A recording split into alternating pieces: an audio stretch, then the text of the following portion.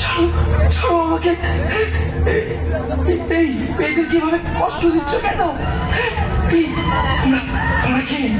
আমাকে ছাড়ো, আমাকে ছাড়ো, আমি বাড়ি যাবো।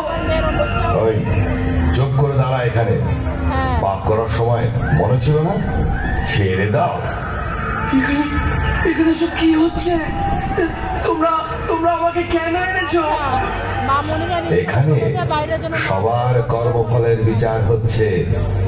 আর ওই যে দেখ, ওই যে ওখানে ওরা শাস্তি ভোগ করছে।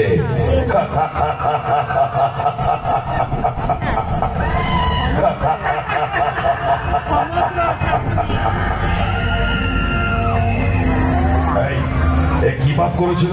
ও মিথ্যে কথা বলে মানুষের সঙ্গে প্রবঞ্চনা করে তাদের টাকা গায়েব করতো। তাহলে চল ওর জিভটা টেনে ছিঁড়ে ফেলি।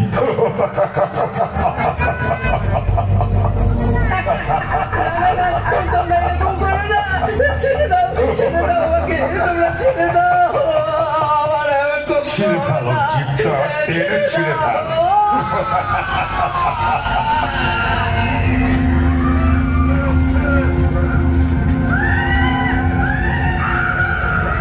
এর কি পাপ? এ জীব হত্যা করে তার মাংস খেত। তবে একে ধর, ওই গরম তেলের কড়াই আছে, সেখানে ফুটন্ত তেলে ফেলে দেই।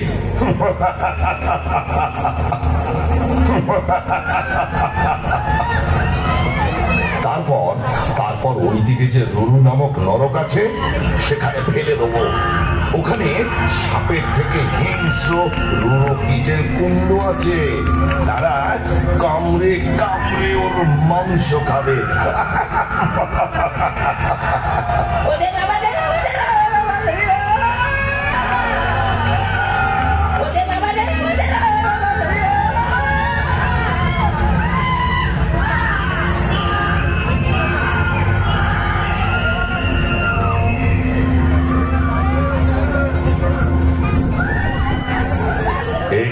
করেছে ও নেশাগ্রস্ত হয়ে পরনারীতে আসক্ত হয়েছিল। ওইদিকে তপ্ত লৌহ কুণ্ড আছে, ওইখানেই ওর স্থান।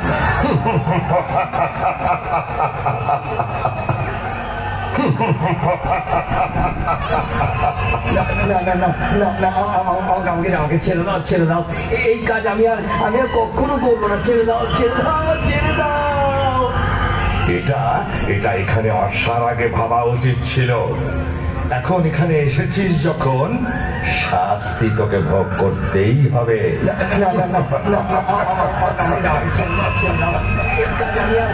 কখনো করবো না। ছেড়ে দাও, ছেড়ে দাও, ছেড়ে দাও।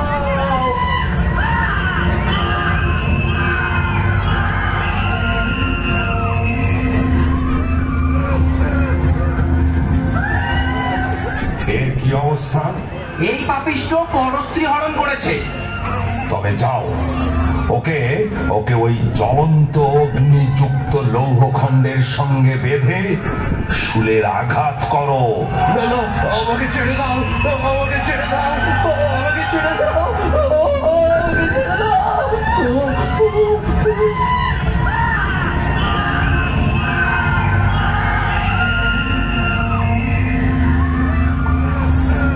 এ আবার কোন পাপিষ্ঠ?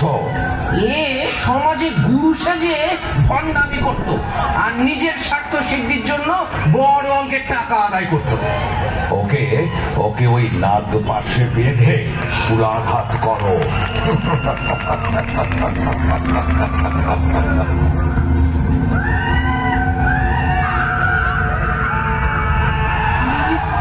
ওকে মারছো কেন? ও যে আমাদের সুদান টাকা। ও কাকা, তুমি তো কদিন আগে মারা গেলে, তবে এখানে কি করে আসলে? আমি পাপ কাজ করেছি, তাই আমার শাস্তি হচ্ছে। এই চল, তোর সময় হয়ে গেছে। আমাকে তোমরা ছেড়ে দাও, ছেড়ে দাও না আমাকে। তোমরা তো একজনকে ছাড়তে পারো, আমি আর কোনো পাপ কাজ করবো না। ছেড়ে দাও আমাকে ছেড়ে দাও। তাহলে সবাই চল মহারাজের কাছে চল, তারপর ঠিক যেখানে যাওয়ার সেখানেই যাবি।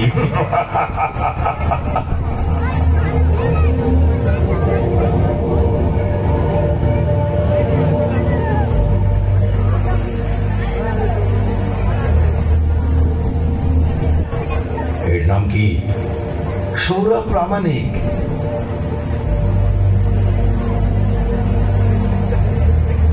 আরে একটু এখনো সময় হয়নি, তোমরা ঠিক করে কাজ করতে পারো না।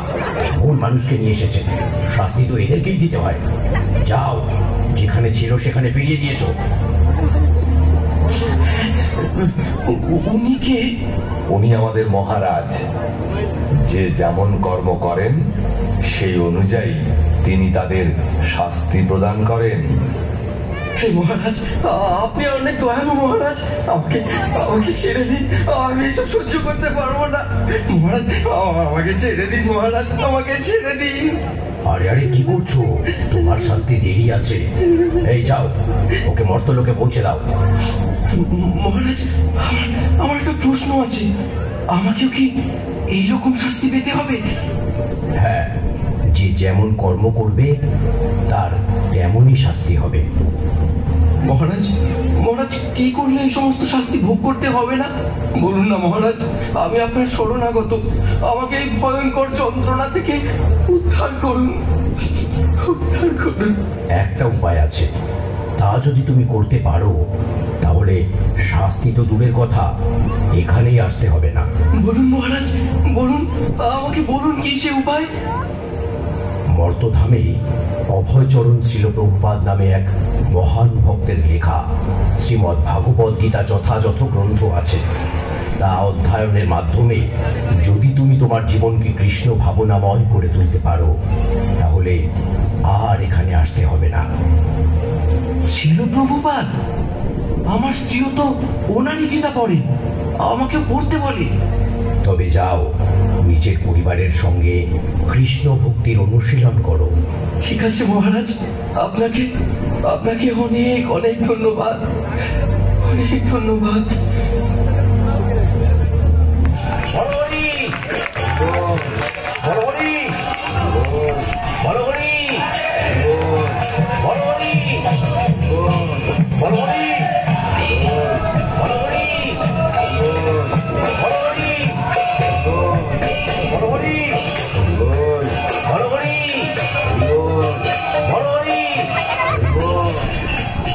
বলহরি, বলহরি, বলহরি, বলহরি। আরে আরে, তোমরা কি করছো? ভূত ভূত ভূত ভূত, পালা পালাও, ভূত এসেছে রে, ভূত এসেছে, ভূত। আমাকে সবাই ভূত বলছে কেন?